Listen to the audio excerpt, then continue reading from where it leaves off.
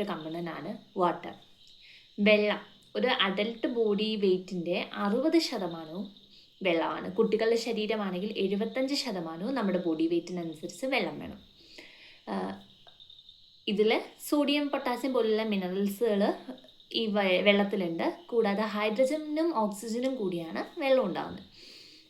അപ്പം നമ്മുടെ ശരീരത്തിൽ ഈ വെള്ളം കൊണ്ട് എന്തൊക്കെ ചെയ്യുന്നു, വെള്ളത്തിന് എന്തോരം ഇമ്പോർട്ടൻസ് ഉണ്ട് എന്നതിൽ പ്രധാനമായും നമ്മുടെ ശരീരത്തിൽ ഞാൻ മുന്നേ പറഞ്ഞതുപോലെ തന്നെ 60% വെള്ളം നമുക്ക് ആവശ്യമാണ്.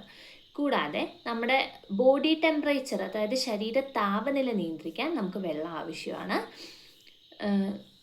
പിന്നെ മറ്റൊന്നാണ് നമ്മുടെ ബാക്കി ബോഡി ഫ്ലൂയിഡ്സ് ഇല്ലേ, സലൈവ, അതുപോലെ തന്നെ സലൈവ പോലുള്ള ദഹനരസങ്ങൾ, ബ്ലഡ്, വിയർപ്പ്, ഇതിനെല്ലാം നമ്മുടെ മീഡിയം വെള്ളമാണ്.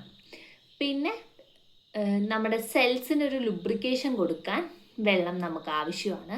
അതുപോലെ തന്നെ ഈ ബോഡി ഫ്ലൂയിഡ്സിലൂടെയാണ് നമ്മുടെ പല ന്യൂട്രിയൻസും ട്രാൻസ്ഫർ ചെയ്തുകൊണ്ട്, ഈ ബ്ലഡിലൂടെയാണ് നമ്മൾ ഡൈജഷൻ്റെ ഫലമായിട്ട് കിട്ടുന്ന ന്യൂട്രിയൻസ് എല്ലാം ട്രാൻസ്ഫർ ചെയ്യുന്നത്. അപ്പം അതിനും നമുക്ക് വെള്ളം ആവശ്യമാണ്. അതുകൊണ്ട് തന്നെ ബോഡിയുടെ ഒരു ബാലൻസ് മെയിൻറ്റെയിൻ ചെയ്യാൻ നമുക്ക് വെള്ളം അത്യാവശ്യമാണ്. അതുകൊണ്ട് തന്നെ എന്ത് ഡയറ്റ് എടുക്കുകയാണെങ്കിലും അഡിക്വേറ്റ് ആയിട്ടുള്ള വാട്ടർ സപ്ലൈ ബോഡിക്ക് നമ്മൾ കൊടുക്കുന്നുണ്ട് എന്നുള്ളത് ഉറപ്പ് വരുത്തുക. നമ്മുടെ ശരീരത്തിലോട്ട് വെള്ളം എത്തുന്നത് പ്രധാനമായിട്ട് നമ്മൾ കുടിക്കുന്ന വെള്ളം, പിന്നെ ഈ ചായ, കാപ്പി അങ്ങനെ കഴിക്കുന്നതിൽ നിന്നും വാട്ടർ കണ്ടൻറ്റ് ബോഡിയിൽ എത്താറുണ്ട്.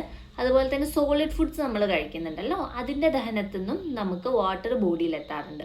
നമ്മുടെ ശരീരത്തിൽ നിന്ന് അതുപോലെ തന്നെ നമുക്ക് വാട്ടർ നഷ്ടപ്പെടുന്നുമുണ്ട്. ഒന്ന് വിയർപ്പിലൂടെ പോകുന്നുണ്ട്, പിന്നെ ദഹനത്തിലൂടെ ഇപ്പം മലം, മൂത്രം എന്നിവയൊക്കെ പോകുന്നതിലൂടെ വെള്ളം നമുക്ക് നഷ്ടപ്പെട്ടു പോകുന്നുണ്ട്. അപ്പം ഒരു അഡിക്വേറ്റ് ആയിട്ട് ആവശ്യത്തിനുള്ള വെള്ളം നമ്മൾ കുടിക്കുന്നുണ്ട് എന്ന് നമ്മൾ ഉറപ്പ് വരുത്തണം.